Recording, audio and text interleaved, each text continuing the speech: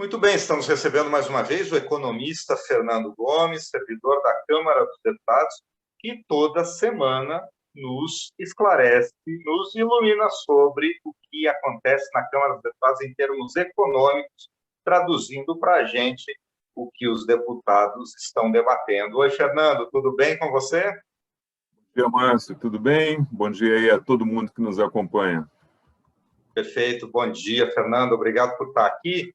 Bom, a gente vem discutindo ao longo dessas semanas a questão da reforma administrativa, e agora a Comissão de Constituição e Justiça da Câmara aprovou a admissibilidade da proposta de emenda à Constituição, chamada de reforma administrativa, a proposta número 32 de 2020, que propõe justamente uma reforma na administração pública. E agora o texto vai ser analisado por uma comissão especial dentro da Câmara dos Deputados. Fernando, quais são os principais pontos da reforma administrativa e quais são os próximos passos agora? Pois é, Márcio. Foi aprovada a admissibilidade da proposta, né, aqui na Comissão de Constituição e Justiça, e esse é o primeiro ponto que acho que vale a pena a gente explicar aí para quem nos acompanha, né? Qualquer projeto de lei ou proposta de emenda à Constituição, antes de ter o seu mérito analisado, precisa passar primeiro pela CCJ, Comissão de Constituição e Justiça, para que seja avaliada a admissibilidade. O que é isso? O que é a admissibilidade de um projeto de lei? É verificar se não existe no texto nenhuma parte dele que fere as normas constitucionais, legais, se o projeto não fere a Constituição nem o sistema jurídico do país. Então, é uma análise da legalidade jurídica e não é uma análise do mérito do projeto, né? E a comissão entendeu por maioria, né, foram, se não me engano, 39 votos favoráveis e 26 contrários, que o texto é legal. Então, foi aprovada a admissibilidade, que significa que, na avaliação da maioria da CCJ, o texto não tem nenhuma norma, nenhum artigo inconstitucional. Esse é o primeiro passo da reforma, né? Agora vai ser criada uma comissão especial, exclusivamente para avaliar essa matéria do ponto de vista do mérito, ou seja, da conveniência e oportunidade dessas mudanças que estão sendo propostas para o país e para o servidor público também. Essa comissão especial ela vai ter um prazo de 40 sessões da Câmara para discutir o texto, discutir as emendas que vão ser apresentadas ao texto, que certamente vão ser muitas, considerando a polêmica que esse assunto traz. E depois dessas 40 sessões, dos debates, da discussão e da votação dessas emendas, vai ser produzido um outro relatório pelo relator que foi escolhido para relatar esse tema, e esse relatório vai ser votado, bastando para aprovação na comissão especial o voto favorável aí da maioria dos membros da comissão. Essa é a segunda fase da discussão da proposta. Aí, se o relatório for aprovado na comissão especial, a gente vai para a terceira fase, que é a votação em plenário do relatório e do texto final da PEC. Na votação em plenário, a regra para aprovação muda. Aí, ao invés de maioria simples, você precisa de 3/5 dos votos dos 513 deputados, ou seja, você precisa de 308 votos, e o texto precisa ser aprovado em 2 sessões de votação na Câmara. Se for vencida mais essa etapa, se for aprovado com 3/5 dos votos dos deputados em 2 sessões, aí o texto segue para o Senado. Lá no Senado, Márcio, ele vai enfrentar a mesma tramitação, votação da admissibilidade primeiro, depois discussão e votação em uma comissão especial e depois votação pelo plenário do Senado, tendo que ser aprovado também por 3/5 dos senadores em 2 votações, em 2 turnos de votação. Essa contextualização é importante para quem nos acompanha perceber que o jogo está só começando, né? Você teve a proposta de admissibilidade aprovada, mas ainda tem que discutir mérito, tem que aprovar aí por 3/5 senadores e deputados, então ainda tem muita água para rolar debaixo dessa ponte aí. Vamos lá então, Márcio. Principais pontos da PEC, né? Um desses pontos, um dos principais que gerou muita polêmica, foi a proposta de criação aí de 5 novos tipos de vínculo para o servidor público, onde somente um desses tipos de vínculo vai ter estabilidade, diferentemente do que acontece hoje. A proposta diz que somente as carreiras que forem definidas como típicas de Estado é que vão ter estabilidade, mas não define quais serão essas carreiras. Então, o projeto deixa essa definição para uma lei complementar que vai vir depois, se a PEC for aprovada. Esse é outro ponto polêmico, né? A oposição argumentou que não definir as carreiras agora e deixar esse assunto para ser definido depois por lei complementar, seria como dar um cheque em branco para o governo, para depois ele fazer essa definição da forma que ele achar melhor. Então, esse deve ser um ponto bastante polêmico nas discussões. O governo argumenta que essas carreiras típicas deveriam ser auditores, diplomatas, policiais, somente essas carreiras que teriam estabilidade pela primeira conversa, né? Nessa nova regra que está sendo proposta, os outros 4 tipos de vínculo eles não teriam estabilidade, eles teriam outros tipos de relação com o governo, mas não estabilidade. Como é que funciona hoje? Quem passa no concurso, 3 anos de estágio probatório, 3 avaliações anuais, se for aprovado nas 3 avaliações, o servidor se torna estável. Outro ponto polêmico, né? O critério para perda do cargo pelo servidor. Pela nova regra, o servidor pode ser demitido após decisão judicial de órgão colegiado, enquanto hoje essa demissão só é possível após o trânsito em julgado, o trânsito final da decisão. Aqui é uma questão mais jurídica do que econômica, mas vou tentar explicar aqui um pouquinho para quem nos acompanha. O trânsito em julgado quer dizer o seguinte: enquanto couber recurso para tribunais superiores, o servidor não pode ser demitido. Somente quando não cabe mais recurso é que pode haver demissão. Também deve haver uma polêmica boa em torno dessa discussão aí. Mais um ponto polêmico. Nas novas formas de admissão sem estabilidade, que tem aquele outro tipo de vínculo, foi criado um processo de admissão chamado agora de vínculo de experiência, que seria um período aí de 1 a 2 anos de trabalho para o servidor que for aprovado em concurso ou processo seletivo. Só depois de cumprido esse prazo é que vai ser definido quem realmente foi aprovado no concurso e qual vai ser a classificação final do concurso. Então, esse processo de experiência ele influencia na nota e na classificação final do concurso. Então, pode ser que alguém seja aprovado, trabalhe 2 anos e depois, por essa avaliação, ele possa ser demitido, né, entre aspas, porque você só tinha um número X de vagas e algumas pessoas iam realmente, depois desse prazo, perder aí a vaga, né? Quem é contrário à proposta questionou bastante também esse ponto, que os critérios de avaliação ao longo desses 2 anos são muito subjetivos e, principalmente, quem é que vai fazer essa avaliação desses servidores. Então, também outro ponto bastante polêmico, né? Um ponto que gerou menos polêmica foi a alteração, aí, a transformação dos cargos em comissão de livre provimento e exoneração e funções de confiança para cargos de liderança e assessoramento. Aqui acho que é só uma questão de nomenclatura, né? São aquelas pessoas que não são servidores, que são nomeados pelo governo para exercer funções técnicas ou estratégicas, normalmente são ministros de Estado, secretários e assessoria desse pessoal. Nesse caso, o governo tem autonomia para nomear e exonerar essas pessoas a qualquer tempo, não tem nada diferente do que já ocorre hoje. Aí é uma questão, acho que só de nomenclatura. Outro ponto importante que a PEC trata, né, é a proibição de concessão de férias superiores a 30 dias, adicional de tempo de serviço, licença-prêmio e outras licenças que beneficiam alguns servidores somente em decorrência do tempo de serviço.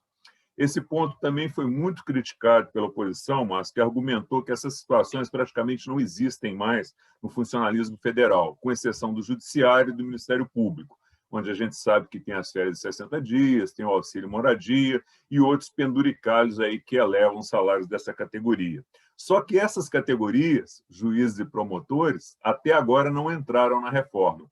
Então, essa é a grande crítica da oposição. É como se você estivesse criando uma regra, mas você não inclui na reforma quem seria atingido pela regra que você está criando. Outro ponto também que foi bastante criticado, Márcio, é a questão do presidente poder extinguir cargos públicos efetivos, né, de concursados, e também cargos de ministro, cargos de liderança, funções de confiança. Além disso, o presidente ele pode ainda também criar, fundir, transformar e até extinguir ministérios e órgãos que estão diretamente subordinados a ele, né? A crítica da oposição foi que estaria se dando ao presidente uma atribuição que seria do parlamento. Quem deveria decidir sobre esses assuntos, criação e extinção de órgãos, segundo a oposição, deveria ser o Congresso, não o presidente. É um ponto também que deve ser bastante polêmico aí. E, por fim, Márcio, eu acho que vale a pena a gente salientar os pontos que foram retirados pelo relator para evitar questionamentos jurídicos. ele já retirou esses pontos do relatório para facilitar até a aprovação da admissibilidade na proposta.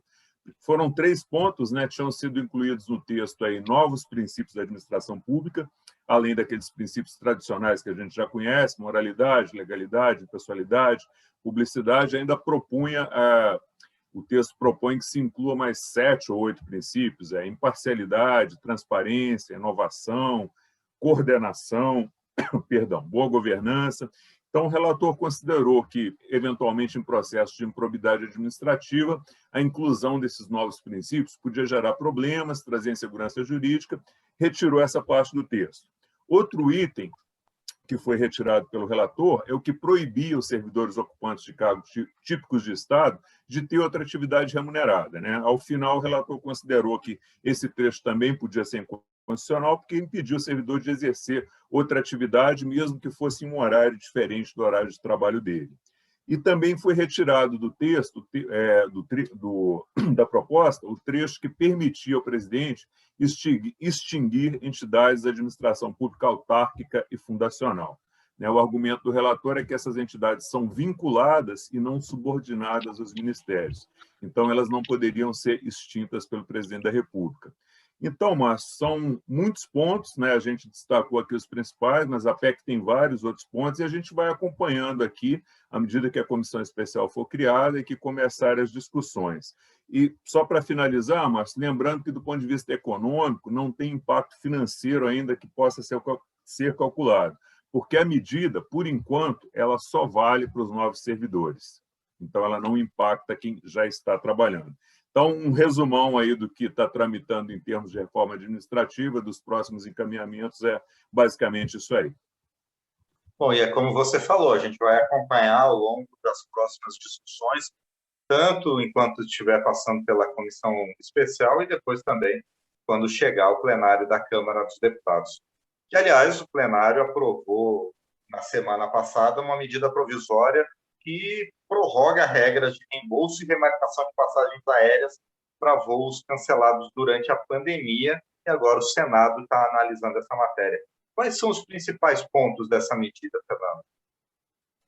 Pois é, Márcio. Essa medida provisória ela foi aprovada pela Câmara e ela tinha prazo de validade até 31 de outubro desse ano, né? Mas aí o relator ajustou esse texto, ela fica valendo até 31 de dezembro de 2021. As principais regras para reembolso e prorrogação das passagens, elas já constavam da Lei 14.034.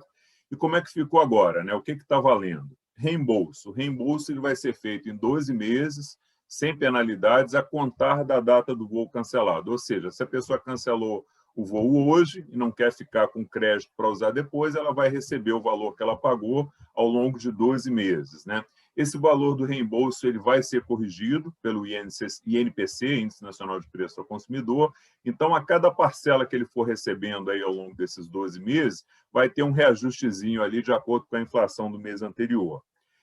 A companhia continua com a obrigação de prestar assistência material, lanche, telefone, pernoite, se a situação exigir, né? Isso aí normalmente ocorre para aqueles casos em que o voo for cancelado pela empresa e que a pessoa tem que passar a noite no aeroporto para embarcar no dia seguinte. Aí se aplica essa questão de lanche, telefonema, pernoite.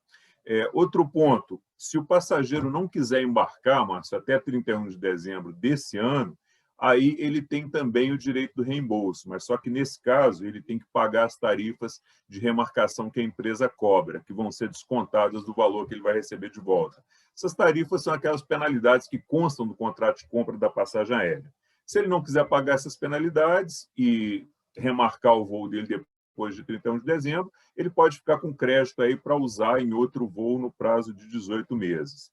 E outro ponto que foi aprovado e que foi ruim para o consumidor foi que foi revogado um dispositivo da lei que determinava o reembolso ao passageiro da taxa de embarque em até 7 dias da solicitação. Quando você compra o bilhete, você tem um valor que você paga para a companhia aérea, né? E tem um valor que vai para o aeroporto, que é exatamente a taxa de embarque. Então, esse prazo de 7 dias, esse prazo de 7 dias era o prazo estipulado para a devolução da taxa de embarque, e agora a gente vai ter que aguardar para ver se vai vir alguma regulamentação posterior da ANAC dizendo qual é o novo prazo para a devolução dessa taxa de embarque. Outro ponto importante é que essa medida vale para passagens adquiridas por qualquer meio de pagamento. Então, vale para passagem pagas em dinheiro, com créditos anteriores que a pessoa tinha, com pontos ou com milhas, né? E a boa notícia, Márcia, é que essa matéria já foi aprovada no Senado. Agora é só o presidente sancionar que ela vira lei e começa a valer. E foi incluído outro ponto, que aí já não diz não diz respeito diretamente aos consumidores, diz respeito às concessionárias, que são aquelas empresas que recebem do governo o direito de explorar as atividades nos aeroportos mediante contrapartidas, né, recursos financeiros pagos por um período de tempo, né? O texto aprovado ele permite a antecipação de pagamentos de contribuições fixas que estavam previstos nesses contratos de concessão. Qual a vantagem para essas concessionárias? Elas vão ter descontos para efetuar esses pagamentos e esses descontos vão ser calculados de acordo com cada aeroporto. Qual a vantagem para o governo? No momento de aperto fiscal como esse da pandemia, você receber valores antecipados que você só receberia lá na frente sempre ajuda o caixa aí. Esses foram aí os principais pontos dessa MP, Márcio, lembrando que ela foi aprovada já pelo Senado, né? Então está só aguardando sanção para virar lei.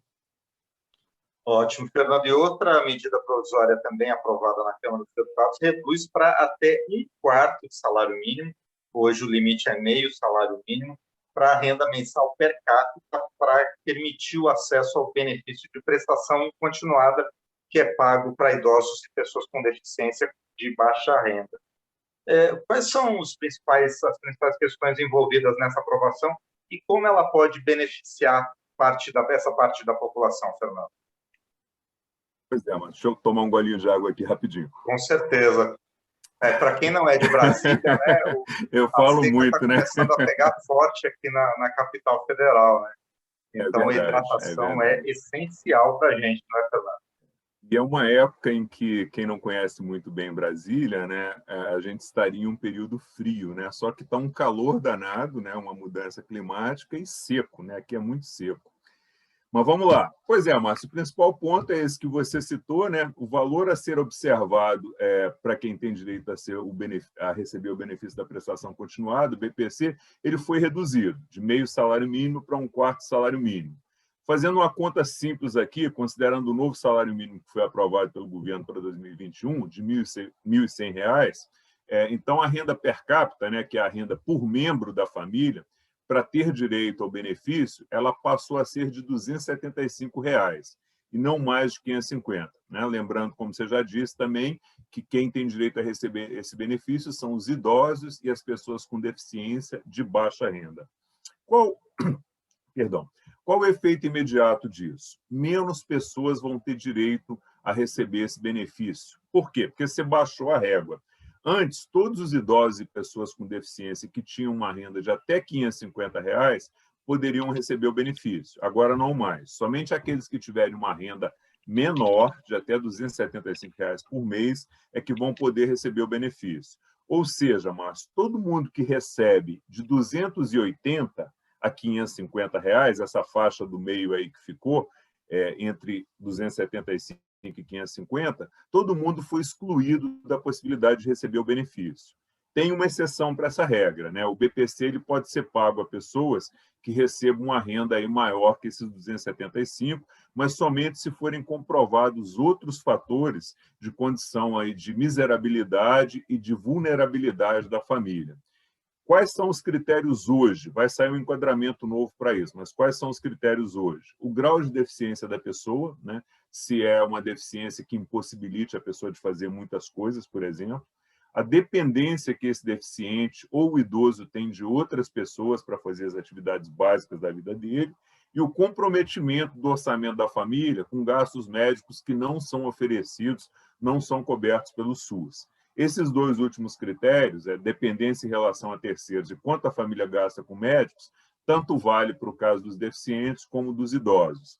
E uma informação importante, mas para quem precisa desse auxílio, né, enquanto não tiver regulamentado o instrumento de avaliação dessa deficiência, a concessão do BPC ela vai depender de uma avaliação médica e de uma avaliação social, que são feitas pela Perícia Médica Federal e pelo INSS. Então, quem ainda não recebe o benefício, se enquadra nessas condições que a gente falou, ele precisa procurar o INSS e ver como é que ele pode fazer essa avaliação. Outra informação importante aqui, que até 31 de dezembro de 2021, o INSS vai poder fazer essas avaliações de forma adaptada à realidade da pandemia do Covid-19. O que é isso? O que isso quer dizer? Para avaliar a deficiência, para ver se a pessoa pode receber o BPC, essas avaliações podem ser feitas por videoconferência, ele não precisa ir lá, e usando um padrão médico de avaliação social. Agora, esse procedimento só vai poder ser feito por videoconferência se já tiver sido feita a avaliação médica antes e essa avaliação tiver constatado que o impedimento dele é realmente de longo prazo.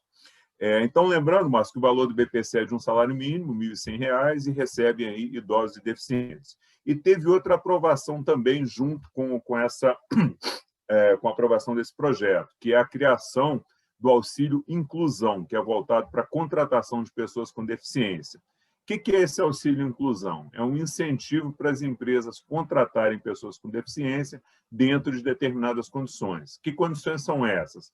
A remuneração dessas pessoas pode ser de, no máximo, 2 salários mínimos, e a pessoa tem que ter sido beneficiária do BPC nos 5 anos anteriores à contratação. Então, caso esses critérios sejam atingidos, se ela for contratada por empresa, ganhar até 2 salários mínimos, e se ela estiver recebendo o BPC nos últimos 5 anos, aí ela para de receber o BPC integral e passa a receber só a metade do valor do BPC. E esse programa deve entrar em vigor a partir de outubro de 2021.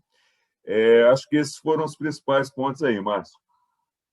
Perfeito, Fernando. Bom, então o Fernando já explicou para a gente os próximos andamentos da reforma administrativa e 2 medidas provisórias aprovadas na Câmara dos Deputados, aqui no nosso quadro Economia Direta. Fernando, agradeço mais uma vez e a gente volta a se falar na próxima semana. Um abraço. Obrigado, Márcio. Um abraço e beba muita água. Com certeza, o mesmo para você e para todo mundo que está nos ouvindo aqui.